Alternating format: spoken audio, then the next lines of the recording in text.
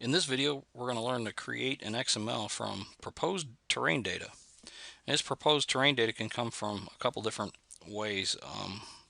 We learned in class how to create a graphical filter terrain, a terrain by mesh, and a terrain by alternate surfaces using the templates. It doesn't matter. However you create your terrain, we're going to learn right here how to export it to XML. So here's my terrain. I have one out here. I'm going to go ahead and select the boundary of it and get my third icon, the export terrain model.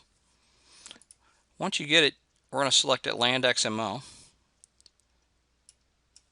It'll bring up our dialog, and here we're going to input some stuff. Again, it asks us what terrain. We'll use the design triangles that I have out here. The XML is fine. The terrain, the project name, we'll call this one proposed terrain, and then come out and accept that information in the blank area. And the job number is J9P3093, so I'll stick with that and accept it. And the last important part is how do we want to export it.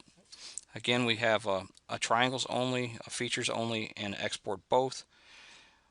Triangles only process is much quicker, so we're going to select that. Features and both takes a little bit of time, but the triangles give them exactly what they want, and all we're trying to do is get them a nice XML file so that they can to the contractors. So last part of it is accepting that option. It's going to ask us where we want to store it, and we're going to give it a name. So I'm going to call it actually proposed, terrain proposed. So I have it out here with the job number, and then I'll go ahead and save it. Of course, you want that XML extension, so I'll save it. It'll process a few seconds. It looks like it's finished. I'll go out and check my Windows Explorer and look for that terrain proposed XML, which I do have one. So, and that's how you create that XML for delivery to the contractors.